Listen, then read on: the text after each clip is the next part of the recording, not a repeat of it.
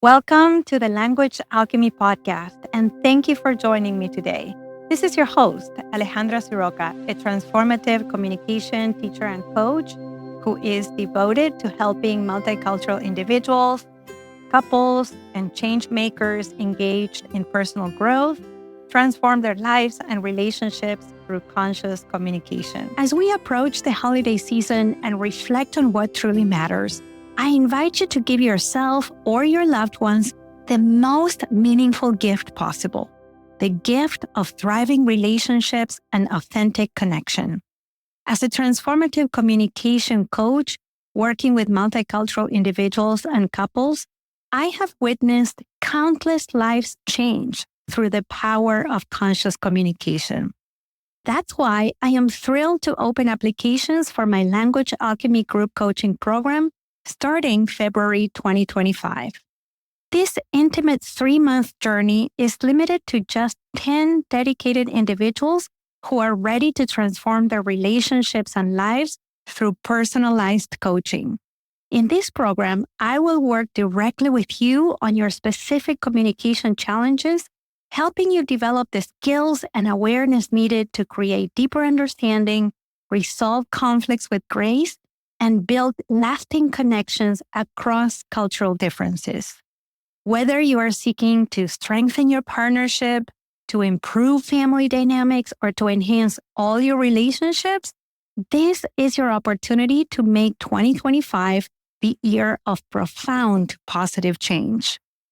Consider giving yourself this transformative gift for the holidays, or share this opportunity with family members who might want to support your growth journey. Visit languagealchemy.com/group coaching to find out about all the program details and to apply. The time to create meaningful change is now. Today, I have a very sweet treat for you because I'm interviewing one of my favorite couples that I had the honor of supporting for some time. Their names are Danyelle and Tristan. They've been together for 18 years. They have a beautiful, creative, talkative, sassy 2.5-year-old daughter, Delta Sol. They took a 2-year sabbatical, and actually when we met, it was before their sabbatical. They visited 60 countries, and they had an amazing experience traveling.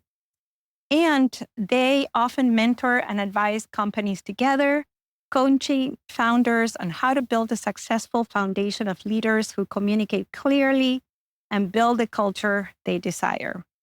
They are also authors. They wrote a children's book during COVID. They're always creating a thriving marriage and a thriving community and life. So welcome, Danyelle and Tristan. Welcome to the Language Alchemy Podcast. Thank you for having us. You are welcome. I would love to start by you telling us a little bit about how you got together and met. You have been in similar contexts in terms of professionally, but you come from different backgrounds. And I'd love to hear that origin story first. Yeah, you want to start or you want me to? I grew up in Minnesota to parents that were illustrators and designers. And I kind of grew up most of my life in the woods too. I feel like that kicked me off some ways, like in a really helpful, supportive, creative household. And then I think as I got older as a teenager, also ran into the generational maybe EQ gap, not how to handle conflict and how to handle conflict in calm terms and being thoughtful about choosing the right sort of like language to use. And I think that was something that, I knew I didn't want to be actually for a long time, that I didn't want to be someone who got angry and aggressive. I think I've always tried to embody the calmness into my spirit, but it was definitely something that over meeting Danny when we were still teenagers, had to work to overcome, and something that she had helped me kind of overcome before we had ever met you and before we ever figured out the language alchemy that was possible. It's so beautiful to hear that you had this awareness and this desire to show up in the world as a man in a different way already when you were so young. And then, of course, you had the blessing of meeting Danny. And tell us about you, Danny. I was born in North Dakota, but moved to Minnesota when I was 6 or 7. And Tristan and I actually grew up about 5 minutes apart from each other, but we had never met each other. We were set up on a blind date when I was 18 and he was almost 20 because we're both tall. I'm 6'2", he's 6'4". We had mutual friends and they were like, you got to meet each other. I think you'll like each other. And, the rest is history. I grew up in a house with 2 brothers. My mom was a speech pathologist early on in her career. So she's always really valued good and clear communication. My dad was in the military for 25 years. So very different parenting styles there for sure. But I grew up, being super sporty, super athletic, did a lot of team sports. And I was kind of always known as the mother in the group. I was always kind of herding everyone and making sure everyone was okay and had what they needed. And when we got to the point where the girlfriends start having boyfriends, then I was always kind of helping them coach through their relationships, even as, like a 13-year-old, making sure that, are you telling him how you feel? Are you talking about your feelings? And I feel like it was always kind of an innate desire within me to make sure that everyone had what they needed to feel comfortable in certain situations. Such a caretaker, which you still are. Yes, very much. Very much so. Tell us a little bit about how your communication has developed and you've grown together so much and your communication has grown with you. What was it like then when you first met and were set up just because you were 2 tall people, which I can also attest? Yes, you're both tall, especially from my perspective. Yes, for sure. Our initial communication style was very much learned from our communication style with our parents, right? Tristan was my first serious boyfriend ever. And so understanding how to resolve conflict, which wasn't really something that either of us were taught in a deep level in our household. It was the parents are the boss and the kids, have to follow the rules. And it's a little bit of a because I say so situation, which I think a lot of our generation had grown up with. And I think that's kind of the way that parenting was then. We had to really double click in on how each other were feeling and that it's okay to be upset. It's okay to have conflict. For me, it was scary. Fighting was scary. It meant that something is wrong or someone is upset or mad at you and you did something and you're to blame for something. But we really had to learn that disagreements are okay. And it's how we learn and we grow together. It's how we start to understand each other on a deeper level. One thing that through that experience, Danyelle also was like teaching me how sometimes, even if you feel calm, I don't know, deeper voice, getting excited, maybe things sound louder than they do to me, and being the one speaking them, things like body language and just how so much of that factors into it. And I think even recently we were just saying how I think sometimes we still do have an agitation over starting to bubble up, probably because it's been built into us. Like that's going to trickle down into a full on blowout, which is, I think we both have been through many times as teenagers with our dads. You came to the Bay Area. When I met you, it was at a point where you had not made the final decision that you were going to travel. Do you remember that? Yeah, I think came to you at a point where I can't recall if we were engaged yet or not, but I remember us talking about the next steps in our relationship. Of course, we'd been together from such a young age and really just wanting to make sure that we had that foundation of communication and connection before considering not only traveling together, which is a huge step, but also getting engaged and getting married. We didn't want to just assume, we've been together so long. I think at that point, maybe it was 8 or 9 years. And we didn't want to just assume that this is the next logical step. People who've been together as long as we have, we're supposed to get married and then everything just works out. We want to be very intentional and not just kind of ride the wave of the expectation that society has upon us. I think we talked to Dr. Blossom and he mentioned you and was talking about how he had done some pre-work going into having, I think, their first child. I think that was something that, well, obviously this is a daily relationship that we want to treat each other well. Part of that is using the right language and communicating in the right way. But also I cannot have the same experience that I had as a child as far as the conflict and the arguments. And I think that's something Danny and I have grown a lot on. Rewind back to Minnesota. I mean, we were definitely not, I don't think, good arguers. I had a lot of moments where I'm not controlling myself the way that I want to be. And that's when that process started working. So maybe a little bit of advantage, I think, because we've known each other so long and we've been able to cherish that personal growth and figure out how better to go about it. But it's definitely a lifelong journey, right? When we were talking to you, it's just like, how do we make sure that we're so good at this that even in hard times, even challenging times when Delta's having a little bit of a deregulated experience and she's upset, that we can still remain calm and still like help her through that and look at the bigger picture, not just focus on who's going to win an argument or something. And that's why I actually said you're one of my favorite couples that I had the honor of supporting, because when I met you, you had been together for 11 years. I was working in San Francisco at the time. And I vividly remember when you came and you said, we're not having any problems. We just want to go deeper with one another. And we want to make sure that our communication is going to set us up for success because we're thinking of getting married. And that was such a beautiful intention. Like you just said, Danny, being intentional about how you want to relate to one another. Also, like you said, Tristan, I don't want to repeat these patterns of communication and relationship that I had experienced as a child. So how can I experience something different?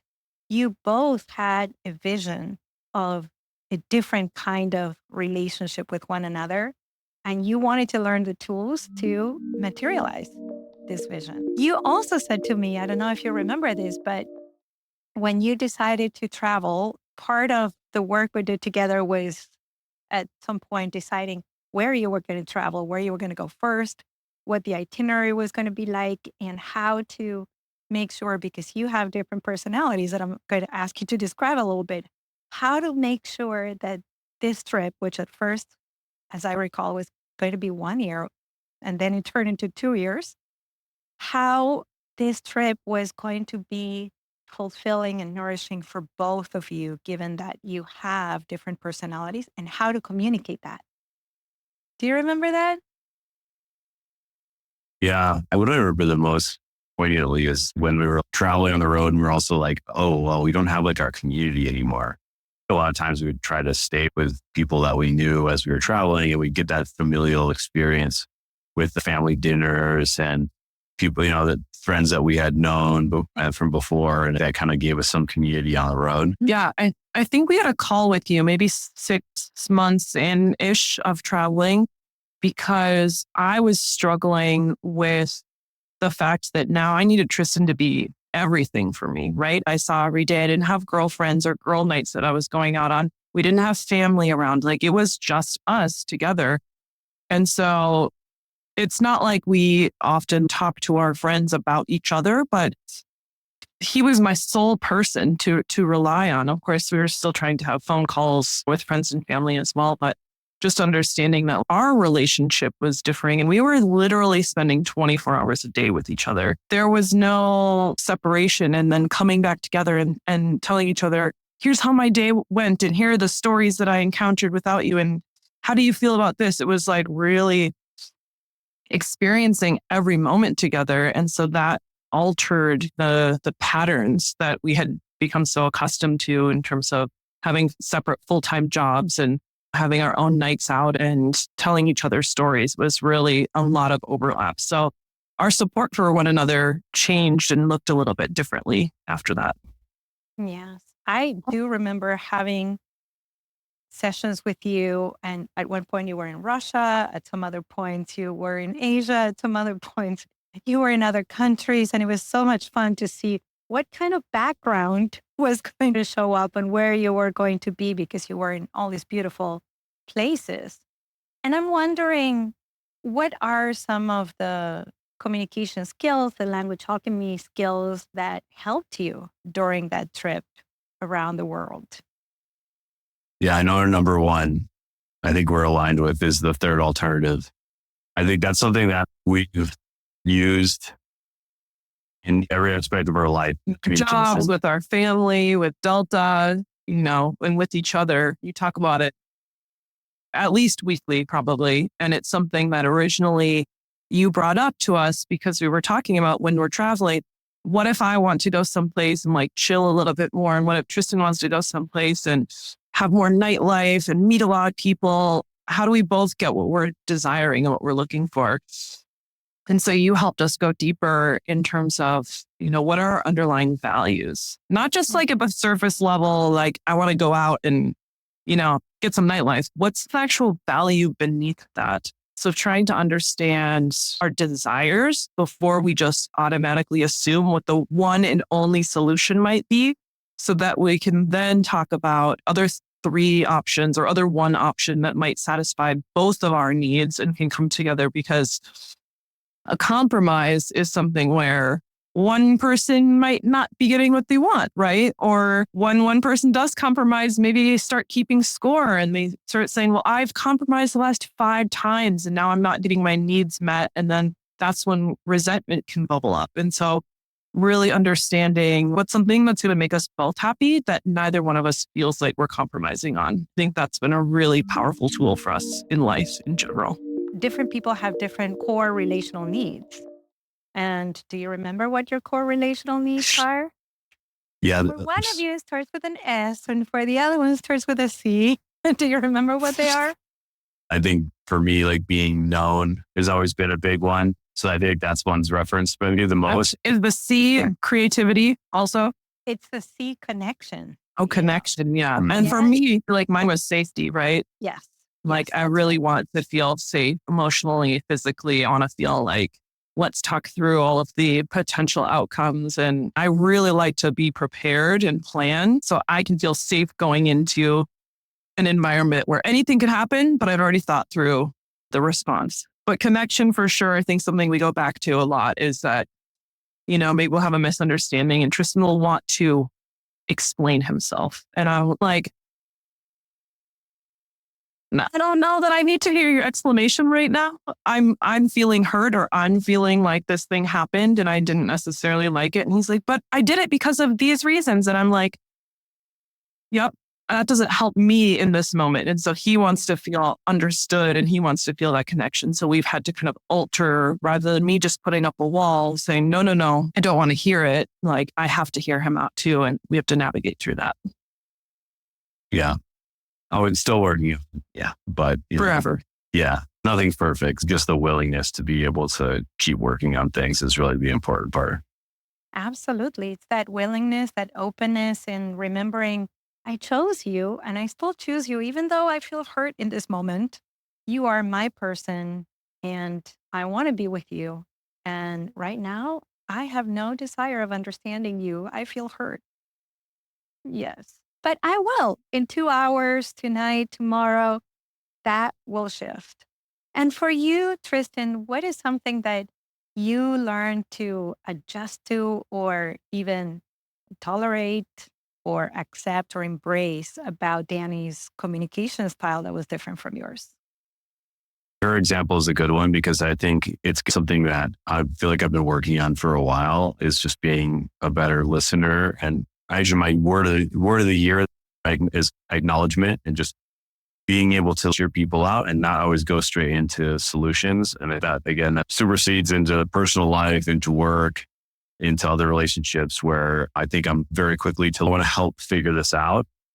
But oftentimes people want to be heard first. And so I've been really trying to practice being better at that. I'm still not, perfect, but I'm at least, I think, actively aware of noticing it afterwards. I think I'm getting better. That's also something that I love, that you do this ritual that you have at the beginning of the year where you deeply connect with one word, which is actually one value that you want to bring forth in your relationships, in your life, in your communication for the rest of the year. And you keep referencing that and you keep anchoring yourself. And if you lose that, you keep coming back to that and finding that. And so for 2024, that word for you was acknowledgement. Tristan, Uh, do you remember what yours was, Danny, or is? Mine was encouragement. And I think that was really driven by the fact that I had an almost 2-year-old. I just wanted to encourage her specifically to explore her boundaries and her possibilities and her potential and really encourage that part of her. I don't want to be a because I said so parent. I don't want to tell her no just because I don't want to clean up the mess later, or no just because I don't feel like doing that thing in that moment. I really wanted her to be able to say, I want to paint right now. We to be like, yes, let's paint, and not worry about, oh, I don't want to clean up a big mess. I don't want you to get paint everywhere.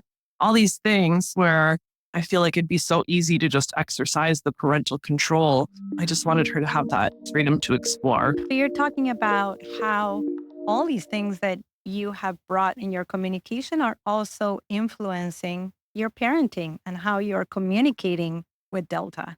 What is it like for you, Tristan? You're saying, oh, yeah. Parenting is a weird science experiment of communication, but it's also gets you a lot of practice, I think, before it starts to get to a point where she's a teenager and you need to be extra cautious on how you're cheering her and acknowledging her. And so I think it's been great work for us because when we started acknowledging how she felt, instead of trying to solve it immediately if she was sad or upset, we'd say, oh, so you want to do this? And then she would, yeah. And it would almost stop her sadness instantly because she just felt heard. She felt like we knew what she was saying. We understood. I mean, obviously it's a high stakes game and at the same time, because we're setting foundation for the rest of her life, but also it's a lower stakes game in the sense that I can keep practicing that. I have so many opportunities to practice that now. And it's really given a good proving ground for myself to work on that acknowledgement, because the more I practice with her, then the more I can do that with my family members or with my coworkers and basically be able to hear people first and see if they want to move into a solution. Yeah, you're talking about, Tristan, when we acknowledge others, we are on the same frequency. But if we try to have a solution and we are on a different frequency, it's very hard. Or even if we do come up with a solution, it may be premature, not sustainable, not enjoyable. It may be more of a compromise, like Danny was saying, and that causes all sorts of issues down the line. That's one of the things that I actually see in both of you that you have been doing all these years. You're always trying to look for what's the frequency in which we can share and connect, listen to each other. And then from there, we get to create the kind of music that we want to create at the moment. And you're doing that with Delta. How beautiful. Yeah. Yeah, it's been good. It's been a fun journey so far. And yeah, I really hope to build a sense of resilience and confidence and critical thinking in her so that she can feel safe and acknowledged, but also for their own solutions too. I think that's also the challenge is not always presenting the solution for her and helping her start thinking through it herself. You've learned all these communication tools, developed them, refined them your way. You're both very authentic in the way you communicate because you've made all these tools your own. And you use them in your parenting, in your marriage, in your friendships, at work. Is there anything else that you would like to share with our listeners, especially listeners who are in relationships or who are considering taking their relationship to a deeper level? Yeah, maybe it comes off like, oh, cool, we have all these tools, we use them every day and everything's like rose-colored glasses. But I think it's just putting in the effort. One of the big tools we could use is coming back to the situation and saying what you would have done when you ever had time to think about it. I feel like mistakes are inevitable. It's just more of a commitment to the growth and being able to share how you would have liked to do it. And next time, hopefully it goes better. Mistakes happen. And lessening judgment, I guess, being open-minded and lessening judgment is one of the values. We have like 4 values of our fridge that we're trying to use as a general guideline as we're like building family and how we want to think about things. And I think that's the big one too. We're here because we want to be and we want to be better. Those sorts of conflicts usually come out because someone is having a hard time. Yeah, I think you mentioned that when we came to you, it wasn't necessarily to fix anything, but I think the important learning that we've had building up that muscle memory. I think both of us have had times where the angel on our shoulder or like our internal dialogue is literally the voice of Alejandra. Like, what would she want us to do in this scenario? What would she want me to do in this scenario? Would she be proud of me of how I handled that really difficult situation? And when I was feeling all my emotions flooded, when I felt wronged, when I felt misunderstood, when I felt at like the height of my anger or sadness or frustration, how did it actually present to my partner? And so I think we've spent many, many years trying to build up. And again, like Tristan has said, we are not perfect. I don't know that there ever is such a thing as perfection, but really understanding on a deeper level. And also that it's okay to make mistakes, right? Something that we've found really important, even with a 2.5-year-old, is saying, mommy didn't mean to raise my voice with you. And if I could do it again, I would do it this way. I would say this to you, and not putting any blame on her, not putting any blame on anyone, but taking your own accountability for your own actions. It's something that luckily we've been able to practice with each other for a really long time. And now we get to have this tiny little human that we get to continue practicing on, but we're a little bit more polished, luckily. It's a lifelong venture. And the other part that I was going to say is going back to talking about how we speak with our family and how we've really instilled a lot of this is that I think a lot of people say, this is just the way I am. Or this is how I fought with my family. This is how I saw my parents fight. And so this is what feels normal to me. But you can create a new normal, right? Like the work that we do can really set that foundation for what normal looks like, and not, when I was little, my dad yelled at me every time we got in a fight. And so yelling is my top trigger. I can actually retrain that and not just assume that every time this one thing happens, this is going to be my automatic response. It takes a lot of work and a lot of effort, but it is possible. Indeed. And I want to say, Danny, I'm always so proud of you. You individually, you together, you, Tristan, and what you are all bringing here today is a testament of the beautiful work you have been doing and consistently keep doing. Yes, there is no perfect way of communicating all the time. That is impossible. We're constantly learning. I don't communicate perfectly all the time. Ask Matthew or my friends or my family. But the ability to have what you talked about, the repair conversations, coming back and saying, if I could go back in time, this is what I would have said. And this is why I would have said that, because you matter so much to me, or because I really value our marriage, or because I keep choosing you.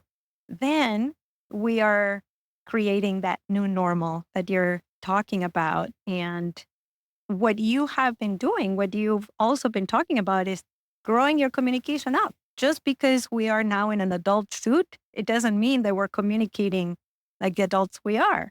If we keep repeating those patterns, I could be in my 53 adult suit communicating as a 3-year-old. Oh, that's not very helpful. You have let your communication have an upgrade and catch up with you and grow up to really embody who you truly are. And that is so evident. It's so beautiful. And not only am I proud of you, I am honored to have supported you, to witness your continuing transformation and love. And it's very inspiring. So thank you so much. Well, thank you. Honestly, we wouldn't be where we are today in terms of closeness and maturity in our communication without your help and your loves.